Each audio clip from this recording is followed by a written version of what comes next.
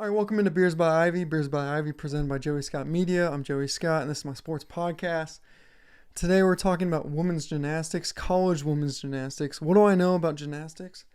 Literally, absolutely nothing. I've watched 3 meets. I watched the first time the Olympic girls came in and actually could compete in college. I watched I wrote down an LSU Florida meet a year or two ago, and then I watched the SEC championship last year. And so why I'm making this video is because they have the finals, win the national championship match tomorrow, the 20th at 4 p.m. on ABC. I just saw the commercial. I was like, ooh, that's something I can make a video about. I know something about it. But yeah, it's LSU, California, Utah, and Florida competing for the national championship. And really why I'm making this video is because there's something to like about women's gymnastics after seeing a few meets. There's this competition discipline that is needed to win and compete in gymnastics. And I feel like, once again, Beers by the Ivy, we're just about talking about the life lessons of sports. And I feel like there's a lot of life lessons in gymnastics. And I feel like it's like every time I watch it, I'm like, the discipline it takes to be so good at that sport and go through the physical demand and the mental pressure to land on the beam. And maybe landing on the beam is easy.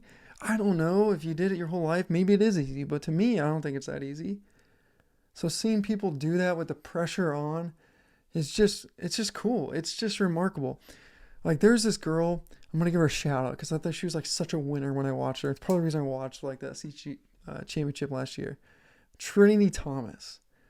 She was the leader, the soul of the team, and just incredible. She broke the record for most number 10s, I remember, and she did it in the NCAA or in the SEC championship with the flu. Her team needed the score 10 to be able to win the SEC title on floor, and she literally went out there and scored a 10 right when they won, needed it, and then they ended up winning.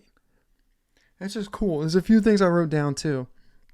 It kind of reminds me of skateboarding, It's the reason why skateboarding is kind of cool is because the culture of trying to jump a 5-stair or whatever they call it and landing on your back and the pain it takes to get back on your board after you just twisted an ankle, but still having the demeanor and the self drive to go jump down the stairs again.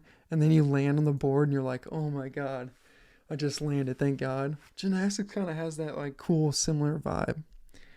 Okay, these are a couple things. I'm going to jump into some of the updates I was reading online, but I actually did a cool thing. I looked at the teams because I wanted to say people's names because even if it's a random stranger saying your name on the internet, it's still kind of cool.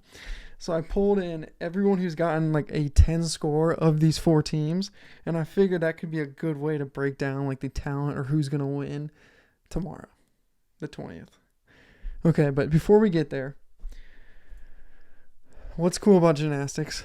From my opinion, just loving leadership, loving winning, loving hard work, loving just having culture on a team. I just love winning in life.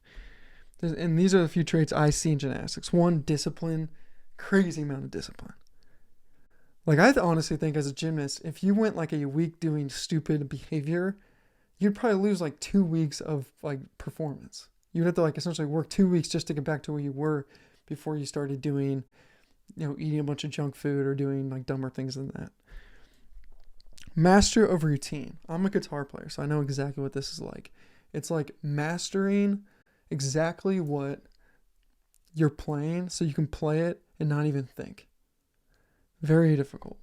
Courage. It takes courage to do any of that stuff. You have these stadiums, and especially in the SEC, these schools fill out their stadiums. I went to IU. We didn't have any of that. If we had a gymnastics team at IU, you know how cool that would be?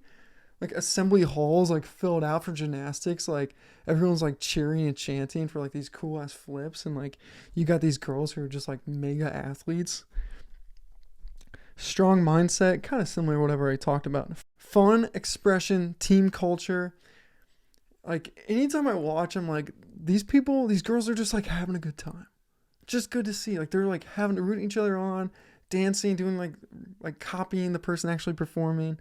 It's just, it's a cool thing that I've never seen in sports, quite frankly. All right, let's jump into the number 10s, and this can maybe framework who's going to win. If you've gotten a 10, there's this website. It's like, I looked up like who's going to win. This website came up, and it was like rankings. I'm just going to guess. My camera's moving. Rankings of like, and then you can click on it, and you can like see all this like cool data. All right. Kaya Johnson, or let me start with LSU. I'm starting with LSU right here. Okay. Kaya Johnson, floor. She got a 10 this season on floor. Haley Bryant. All right, let me just pause on Haley Bryant. Haley Bryant is the same like vibe or like skill set, badassness of Trinity Thomas. She is a literal must watch when it comes to discipline and execution of what needs to get done in sports. Truly remarkable talent. There goes my pen. Okay. Haley Bryant, she got perfect 10s on every single event. Vault, bars, beam, and floor. Like I said, absolute must watch, absolute winner. Just great vibe out there. And just if you're a sports fan, she is someone who is definitely worth watching. She's like the Caitlin Clark of gymnastics. All right. Aaliyah Finnegan, floor. From what I remember, because they showed like her whole family one time in the matches. I'm pretty sure her sister was like an All-American too. So pretty good genetics, I would say. Connor McLean, bars and beam. Impressive. All right, let's jump into California. MJ Frazier, beam and floor. She got 10s on beam and floor this year. Hope I say this last name right, but Maya Lauzan, beam. Pretty cool. Florida, Leah Wong. I'm pretty sure she was involved in like USA Olympic or USA Gymnastics at one point, but she's the total boss. Utah, Mila O'Keefe, beam. Appy Paulson, beam. Grace McCown, bars and floor. So if I'm looking at this from this standpoint, I think LSU will win. Oklahoma was like allegedly the best team, and they were essentially going for their three-peat, but then they ended up losing. So now you have these 4 teams. So I think there's a great shot that LSU actually wins, and Haley Bryant's going to be like the Caitlin Clark, but actually win the championship. So it's super cool.